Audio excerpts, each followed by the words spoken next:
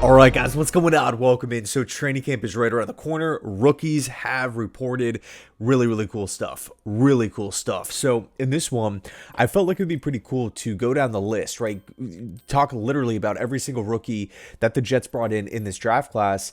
And in my opinion, kind of just dish out the biggest storyline or what I'm hoping for from this player from now until the end of camp. So let's start things off with the first rounder. Top 10 pick here, Armanu out of Missouri. I think for me, the biggest thing that I want to see or hear from Membu this training camp period, continued growth. A lot of people really liked Membu in this draft class, right? The athleticism, the size, the production in the SEC, the ability to mirror very talented, very skilled edge rushers within the SEC. He was kind of this constant staple on the Missouri Tiger offensive line, coming off the best season of his career, of course, getting better all 3 years with the Tigers. But he's not a perfect prospect, right? He's not A pluses across the board. There is a bit of a question mark of, hey, will he be 100% NFL pro ready by week one? And look, it's not to say it's the end of the world if he isn't, because he's still such a young guy. And I mean, rookies kind of get a pass anyway in that regard. But if Membu is... I mean, we know Aaron Glenn, he's not just going to go handing out positions, but it like all things are pointing that Armanu Membu is going to be the starting right tackle. The question I'm asking isn't really how good is Membu today, it's how is he a week from now? Is that better than today? What about 2 weeks from now? Practice after practice after practice, preseason game, joint practice, right? After all of these things start being loaded in, all these reps that Membu is going to be getting, how much better of a player, of a prospect, is Membu going to be, again, at the end of training camp compared to today, right, where he's reporting for the first time. First NFL training camp must feel really cool for, Membu and all these different rookies. But that, for me, is the biggest storyline here for Armanu Membu, continued growth throughout training camp. Okay, next up, second round pick Mason Taylor here. I think, for me, the biggest storyline, can Mason Taylor become the unquestioned tight end one of this football team? That's the expectation, right? But there seems to be a little bit of love for Jamie Ruckert in the building. The Jets obviously have a lot of cap space. Could they potentially bring in a tight end who maybe specializes in blocking, right? There's still some question marks with this tight end room right now. It just doesn't feel finished. It feels very incomplete. And also, too, when you're looking at Aaron Glenn, old school, like, he does not care that he's Jason Taylor's son. He does not care that he's a second round pick. If Mason Taylor's out there dropping passes, if he's failing rep after rep after rep, I don't think Glenn is just going to give him the job. It's not like previous years where it's just like, oh, you're a second rounder? Okay, here you go. We're just going to look the other way. Doesn't matter. You're a second round pick. You're going to play.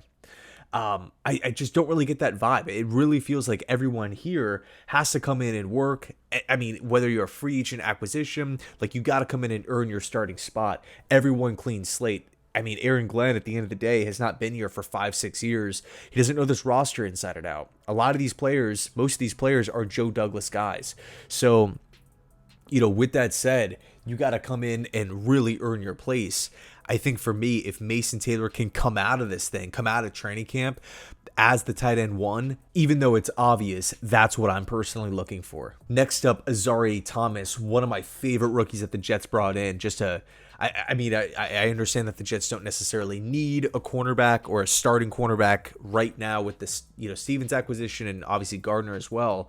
But Azari Thomas has the length, he has the size, he has the production and man-on-man coverage. I mean, this is someone who I just get really excited about. I mean, at times he was mocked in the first round. Daniel Jeremiah, first round Baltimore Ravens, had the slower 40 time, all of a sudden going mid-round 2. Jets pick him up in round 3.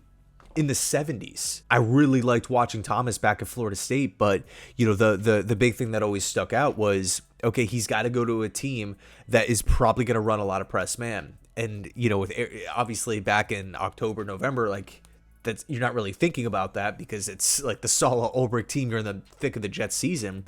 I'm just talking, watching college football on Saturdays.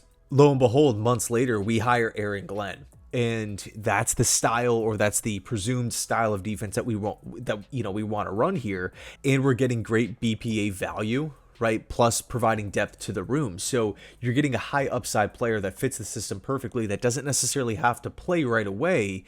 with first round potential in round 3. So, I mean, that to me is a win. For me, the biggest storyline with Thomas, can he compete for cornerback 2?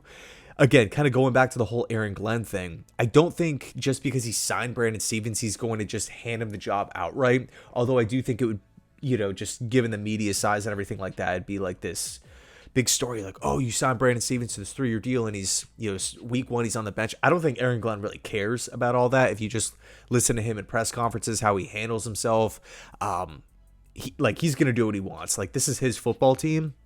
But that's really my question. Could AZ Thomas push Brandon Stevens to be cornerback 2? I'm not saying he has to win the job or anything like that. Oh, he needs to win or I'm going to be disappointed. But if we're getting reports like, hey, through the first preseason game, maybe up until the second preseason game, they're like neck and neck, or it could go either way, I will take that as a win. So that's really what I'm hoping to hear from AZ Thomas. Next up, Arian Smith. This one is really, really simple for me, right? The Jets do not have a deep threat on the roster, right? Yeah, Garrett Wilson gets his numbers. Yeah, Garrett Wilson can, get down the field, but he's not a consistent deep threat. He's not someone that just is a burner down the field and week after week after week. It doesn't matter the defense. It doesn't matter the scheme. It doesn't matter the safeties over the top. It doesn't matter the corners. He just scorches by everyone and just rips the top off the defense, right? Safeties are just flying backwards because they underestimated Garrett Wilson's speed. To me, that's not really the best way to utilize Garrett, right? I mean, Garrett's going to get his looks. I just don't really feel like it's going to be the consistent deep threat where we're taking, 2 shots, 2 40-yard bombs down the field to him. That role to me is Arian Smith. That's why he was drafted. In some, if you listen to some draft insiders, a lot of people say he was overdrafted. But if you look at how the Lions have drafted since Brad Holmes and Dan Campbell have got there, and lumping Tanner Engstrand and Aaron Glenn into that mix, they'll draft players that they're high on, not that everyone else is high on. They've overdrafted players. People have criticized their draft picks, and then they've been proven wrong because the Lions go out there and develop these players, and they become high-impact pieces, right? There was a lot of situations where fans were saying, what are the Lions doing? They're drafting this player way too high. Jahmyr Gibbs, oh, you're drafting a running back too early. Oh, Kirby Joseph, this guy's a 5th-round projection. Why are you taking him in round 3? Why are you taking 2 defensive tackles in the same draft class with Levi Onwuzurike and Aleem McNeil? There's just been a lot of maybe complaints during the draft or in the week after the draft, but then once the season gets going and we start seeing these guys develop, it kind of looks like the Lions are always right. So look, Arian Smith, from just a pure projection to where he was drafted standpoint, yeah, it was considered an overdraft, but Arian Smith possesses a skill that no one on this Jets roster currently has, which is blazing speed down the field.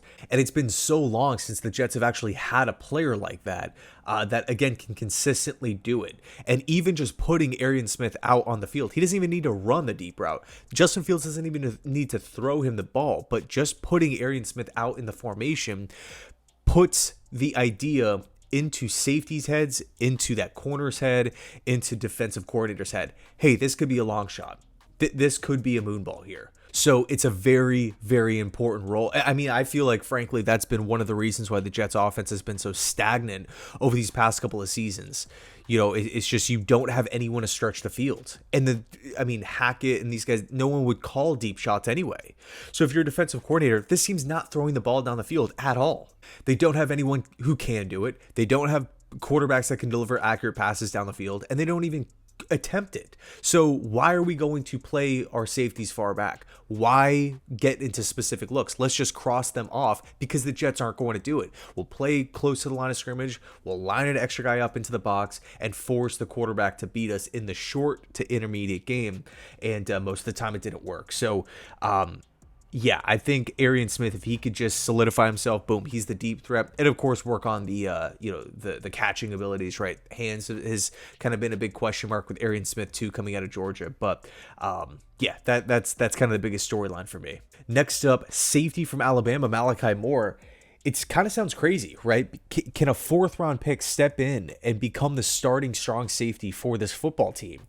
on a defensive-minded head coach, that's a lot of responsibilities, right? You have a veteran defensive coordinator here in Steve Wilks, but both of these guys have really done a good job developing secondary members, safeties, and corners throughout the course of their careers. New Orleans, Detroit, go back to Carolina with Wilks. Like, these guys have really worked with a lot of great defensive backs. And a lot of these guys have became great because of these two coaches. And we've heard Aaron Glenn talk about him wanting to play young players. We look at that trend going back to Detroit. I could see a world where Malachi Moore becomes the starting strong safety for this football team. Talk about a win. We're not talking about a top 15 pick here. We're talking about someone who was drafted in the 4th round. Incredible value. That was one of the biggest things that we were talking about leading up to the draft, right? Where, hey, if the Jets really need help at safety, both free safety and strong safety. They solidified one with Cisco in free agency. Awesome. But this other one, like, this class was deep at the safety position. You could have gotten a starter in round 2, round 3, maybe even round 4. And that's where the Jets potentially have found themselves, right? Could we have found multiple starters here, or at least cross off multiple roles needed for this football team with all of these draft picks, right? Membu right tackle, Mason Taylor tight end, Arian Smith deep threat down the field, Malachi Moore. That's 4 players here, and we didn't even bring up Azaria Thomas. I love how Moore's always kind of around the football. Run support is awesome. He's a versatile safety. He can move around a little bit. He can play slot corner if you really need him to. Like, he could do a lot of things. First team All SEC last season. I seriously think that there is a chance that Moore can win this job. Next up, linebacker from Miami, Francisco Mauaga. For me, what I'm hoping for is that we're getting reports in camp that Mauaga is cementing himself as the go-to backup. He's not going to be a starter, right? Jamie Sherwood just signed. Quincy Williams is one of the best linebackers in football. You're assuming you're going to be getting a lot of 4-2-5 looks on the defensive side, right? Just from how offenses are ran. If Mauaga can be because look, no one wants to talk about it, but we have to talk about it. What happens if Sherwood gets hurt? What happens if Quincy Williams gets hurt? We need someone else to step up. Yeah, of course, the Jets could go out and sign a free agent and whatnot. One guy who I wanted the Jets to target was Shaq Thompson on a cheap 1-year deal. Reunite with Steve Wilks, be a leader in the locker room, leader on the practice field, help these 2 young starting linebackers, but be the go-to backup in the event of injury. Right? Because there's a question right now of stopping the run for this Jets team.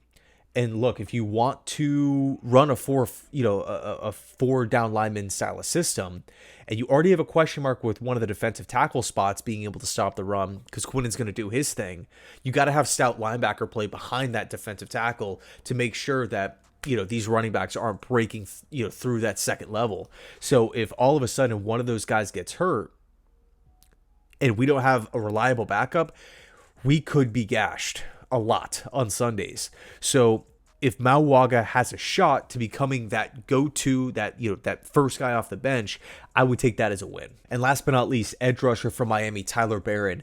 For me, with Jermaine Johnson looking to be starting the season, starting training camp on the PUP list, there's a whole bunch of reps there that are up for the taking. Could Tyler Barron, a bigger dude at 6'5", 270 plus, kind of that run or that edge setting style of D end, could someone like that take advantage of these reps? I mean, Jermaine Johnson, like, on paper, you could argue he's the best pass rusher on the team, but if he's not the best, he's the second best. If he's not going to be there for a portion of training camp, someone's got to get these reps. Right now, I would say it's probably going to be Rashad Weaver, someone who's trending upwards. He's had a really impressive voluntary OTA, mini camp period, but of course, no contact, no pads. The offensive line is at a severe disadvantage in that early portion of the summer. So when pads come on, is Weaver going to look that dominant? I don't know. That's a question. So I think right now the whole edge rusher room, like behind McDonald and Johnson, it's really just a bunch of fluctuating names. And with these new coaches coming in, with this new system that's being installed, could there be some shakeups? Could there be some surprises here where we're looking at the roster thinking like, oh yeah, that guy's a lock to make the team, And he doesn't. The Jets go with a rookie. Anyway, let me know your thoughts down below in the comment section. Which rookie are you the most excited for? For me, I think Mason Taylor is probably the biggest need. You know, if we're getting positive reports a week from now, Mason Taylor's turning heads. Mason Taylor and Fields have a great connection. He's working the middle of the field. He's really doing damage in the passing game. That's going to be super encouraging, but from just a fan perspective, I think for me, it's going to be Azareye'h Thomas and Malachi Moore. I just love DBs. But anyway, thanks so much for watching. I appreciate you guys, and as always, go Jets.